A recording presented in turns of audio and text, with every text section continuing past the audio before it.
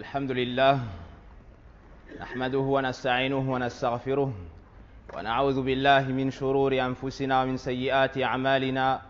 من يهده الله فلا مضل له ومن يضلل فلا هادي له، وأشهد أن لا إله إلا الله وحده لا شريك له، وأشهد أن محمدًا عبده ورسوله. يا أيها الذين آمنوا اتقوا الله حق تقاته ولا تموتن إلا وأنتم مسلمون.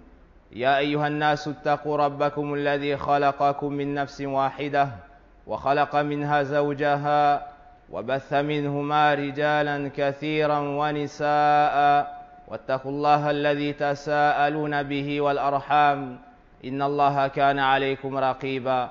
يا أيها الذين آمنوا اتقوا الله وقولوا قولا سديدا يصلح لكم أعمالكم ويغفر لكم ذنوبكم، ومن يطع الله ورسوله فقد فاز فوزا عظيما.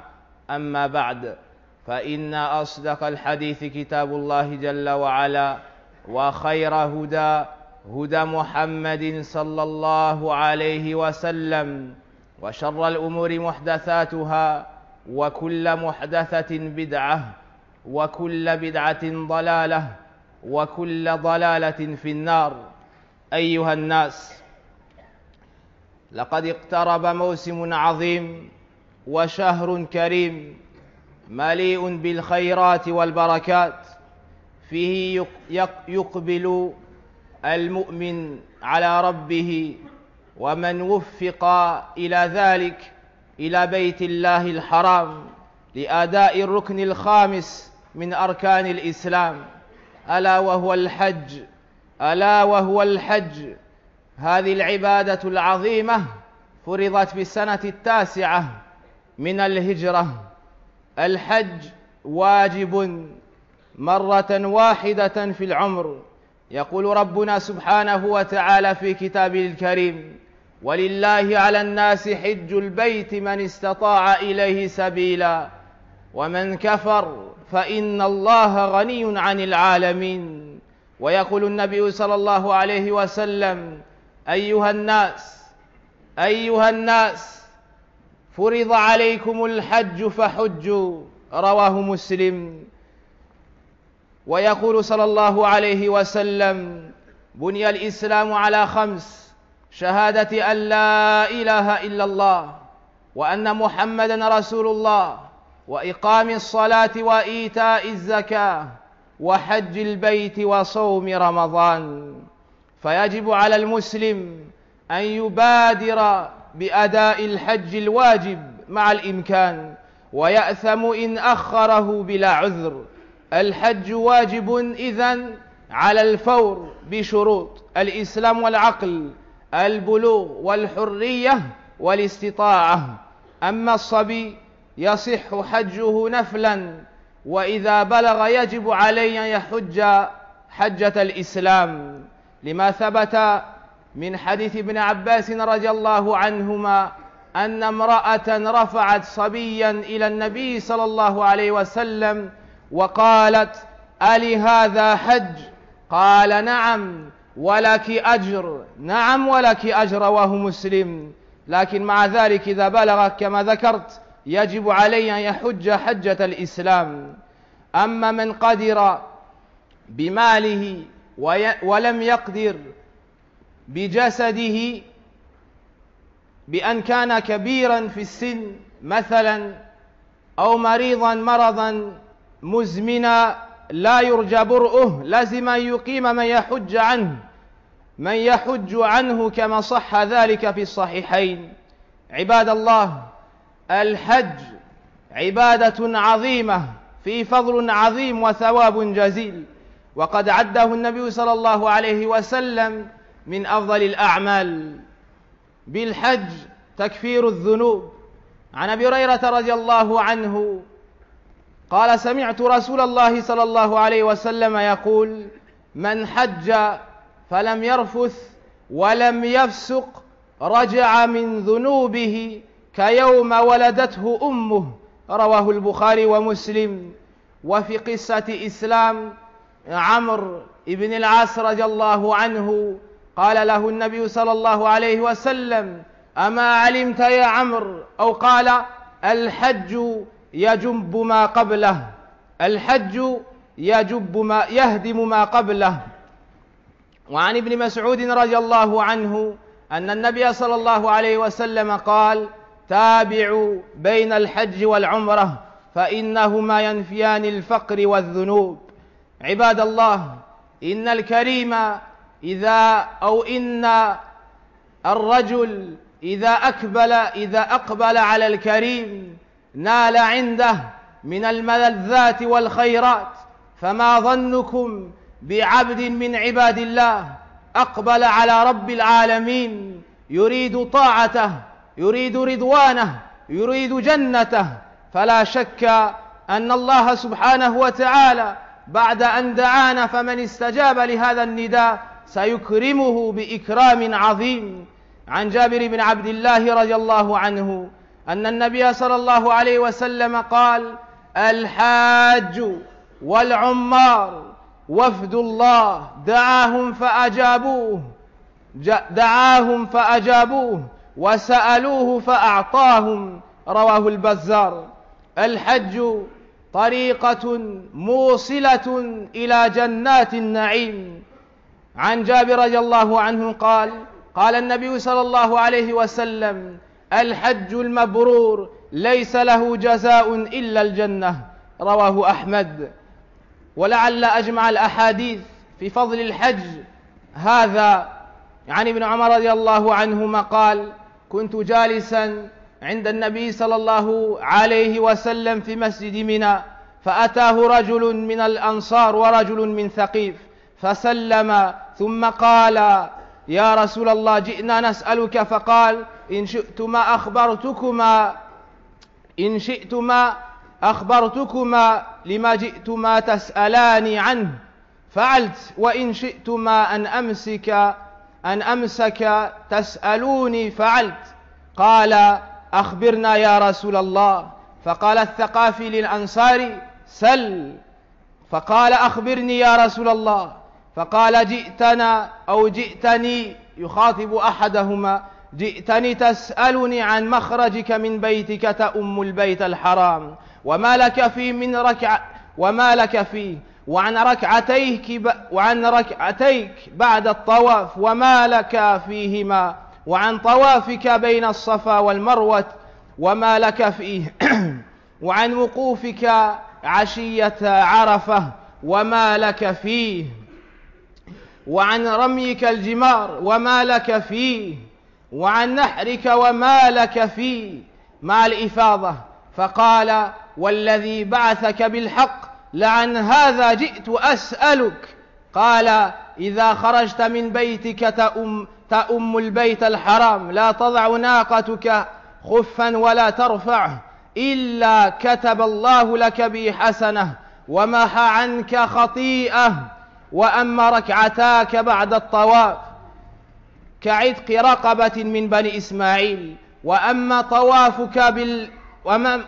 طوافك بالصفا والمروة كعتق 70 رقبة، وأما وقوفك عشية عرفة فإن الله يهبط إلى سماء الدنيا فيباهي بكم الملائكة يقول: عبادي جاءوا شعثا من كل فج عميق يرجون رحمتي، فلو كانت ذنوبهم كعدد الرمل أو كقطر المطر أو كزبد البحر لغفرتها. أفيضوا عبادي مغفورا لكم ولمن شفعتم له.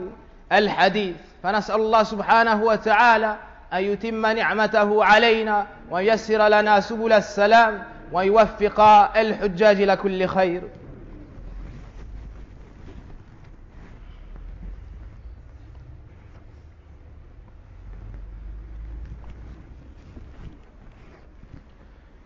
الحمد لله رب العالمين، أنعم علينا بفريضة الحج إلى بيته الحرام، وأشهد أن لا إله إلا الله وحده لا شريك له، وأشهد أن محمدًا عبده ورسوله خير من حج صام وقام. أما بعد. Chers frères, se rapproche de nous un moment qui a la plus grande importance pour le musulman. Un moment rempli de bénédictions, un moment durant lequel l'ensemble des musulmans se tourneront avec leur cœur vers la maison d'Allah subhanahu wa ta'ala, Al-Kaaba wa Makkah al-Mukarramah.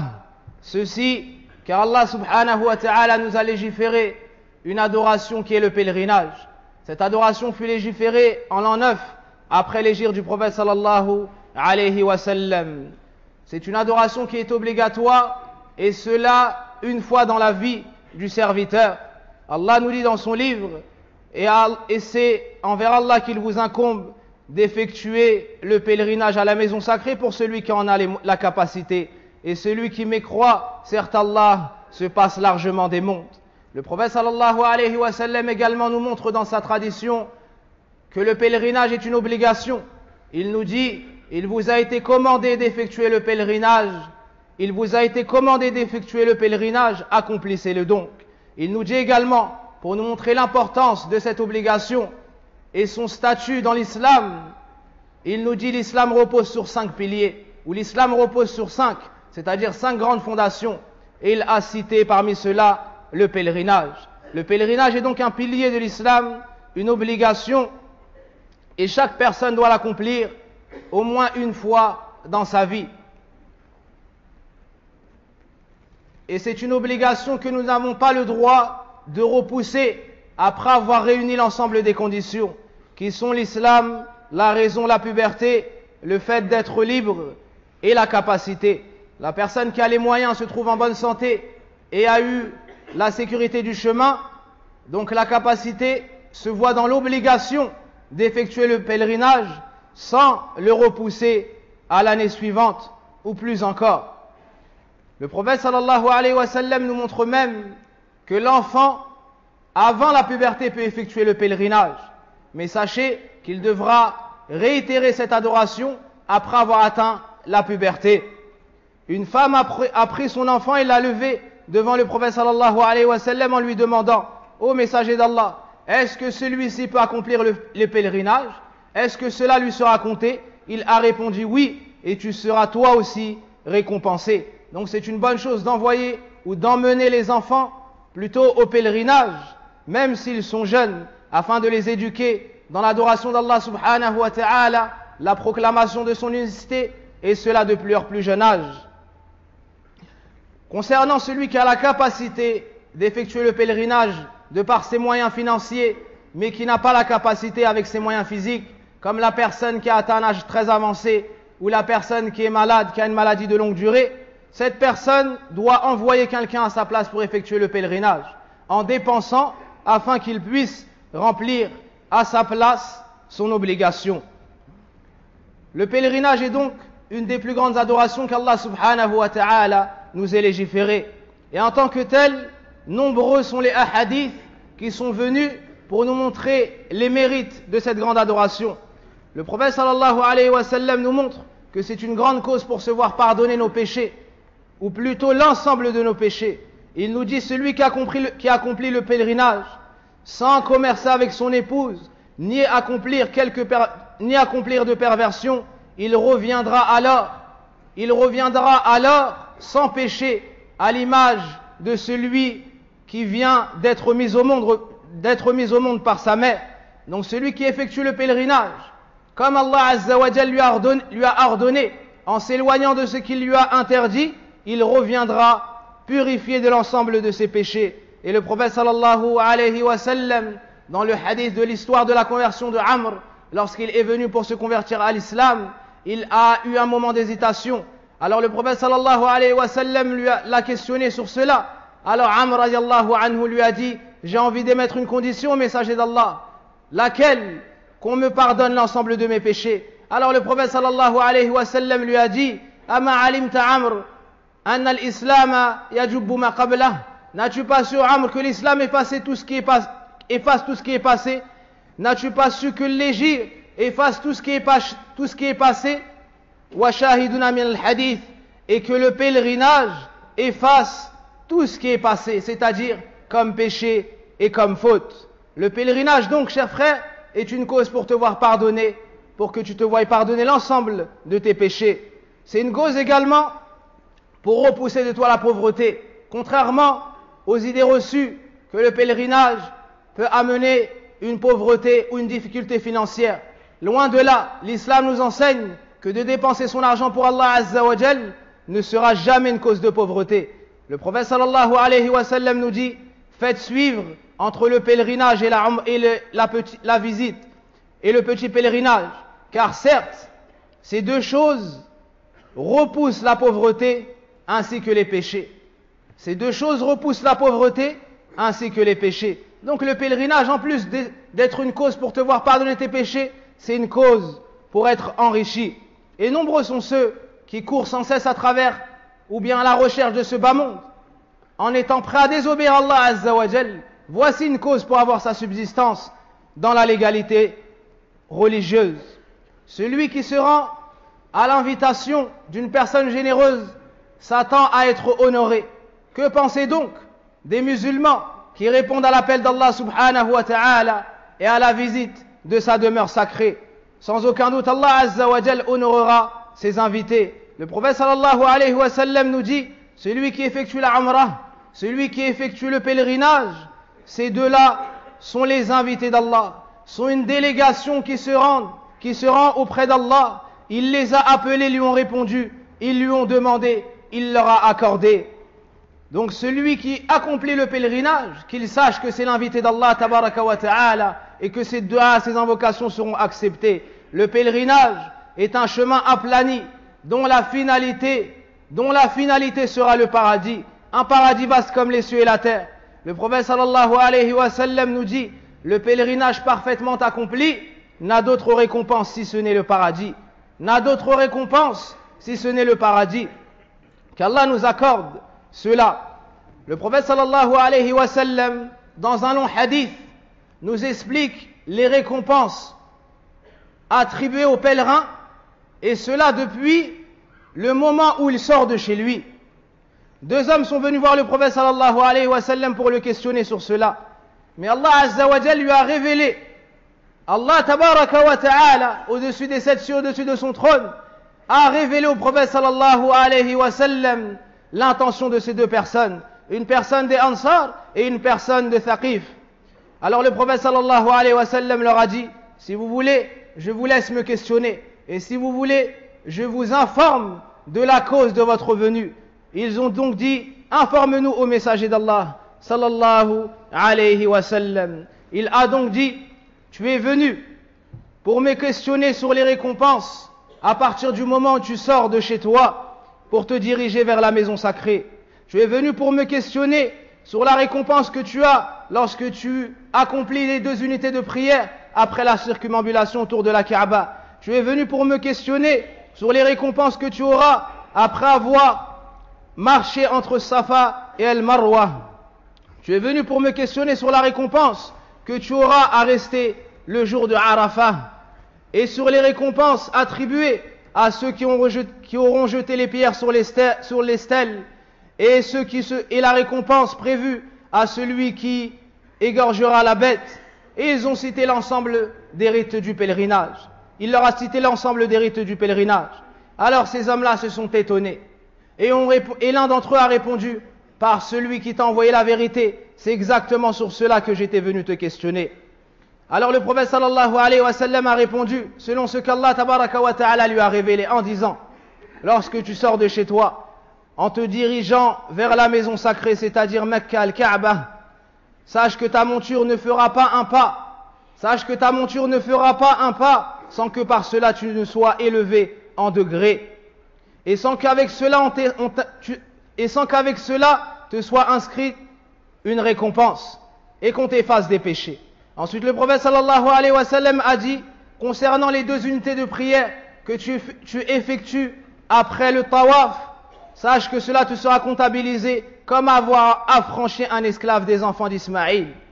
Ensuite le prophète sallallahu alayhi wa sallam lui a dit en ce qui concerne les allées entre Safa et Marwa, sache que tu auras la récompense d'avoir affranchi 70 esclaves. Tu auras la récompense d'avoir affranchi 70 esclaves. En ce qui concerne la station à Arafah, sache que ce jour-là, Allah descend au ciel de ce bas monde et il se vante devant ses anges de vous en disant: voici mes serviteurs, ils sont venus à moi, tout ébouriffés, de toute contrée, ils espèrent ma miséricorde.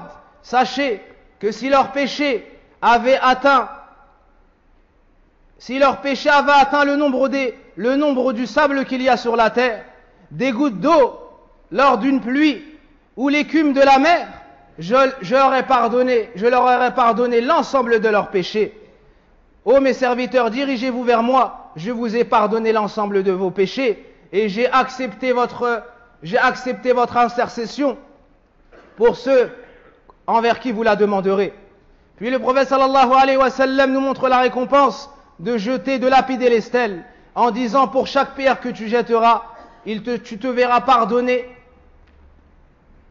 un des plus grands péchés. Concernant la bête que tu vas égorger, sache que la récompense a été préservée auprès d'Allah. Ta récompense a été préservée auprès de ton Seigneur. En ce qui concerne le rasage des cheveux, pour chaque cheveu que tu couperas, pour chaque cheveu qui tombera de ta tête, tu auras une récompense et tu te verras pardonner un péché. En ce qui concerne le tawaf, après cela, le prophète sallallahu alayhi wa sallam nous dit: tu fais le tawaf alors que tu n'as plus aucun péché. Un ange descend, se rapproche de toi, met sa main entre tes épaules et te dit: dans le futur, efforce-toi d'agir et sache qu'on t'a pardonné l'ensemble de tes péchés passés. Voici la récompense qu'Allah subhanahu wa ta'ala a préparée à celui qui a dépensé de son temps, à celui qui a dépensé de son argent afin de se diriger vers son Seigneur, afin de rechercher l'agrément de son Seigneur, Allah subhanahu wa ta'ala. C'est donc Allah tabaraka wa ta'ala que nous adressons uniquement et nous lui demandons de nous accorder ce voyage béni, le pèlerinage à la maison sacrée, et on demande à Allah azza wa jal de faciliter à l'ensemble des musulmans cette année ceux qui iront au pèlerinage et les années suivantes. Pour conclure, chers frères, vous avez tous entendu, lu ou vu ce qui s'est passé au Kenya, l'agression terroriste qui a eu lieu. Et certaines personnes vont essayer, comme à leur habitude, d'affilier ce crime et ce terrorisme à l'islam, bien que l'islam soit totalement innocent des agissements de ces personnes. L'islam nous interdit, que ce soit dans le Coran ou la Sunna, le fait de verser le sang d'une âme innocente. Donc on ne peut pas attribuer les agissements d'une fraction de personnes à l'islam, qui est une religion pure, exemptée de l'ensemble de défauts. Voici un rappel qu'il nous faut faire afin de dissiper toute ambiguïté. ونسأل الله سبحانه وتعالى أن يطهر المسلمين من هذه الأفكار ومن المبتدعة. أسأل الله تبارك وتعالى أكرم الأكرمين أن يغفر لنا ذنوبنا وأن يكفر عنا سيئاتنا وييسرنا سبيل الجنة، إنه ولي ذلك والقادر عليه. اللهم اشفنا واشف مرضانا ومرضى المسلمين. اللهم اشف أمهاتنا، اللهم اشف أمهاتنا، اللهم اشف أمهاتنا، اللهم اشف أمهاتنا واشف أولادنا واشف أولادنا واشف أولادنا. اللهم أغننا من فضلك يا رب العالمين. وصل اللهم وبارك على نبينا محمد وعلى آله وصحبه وسلم. سبحانك اللهم وبحمدك، أشهد أن لا إله إلا أنت، أستغفرك وأتوب إليك.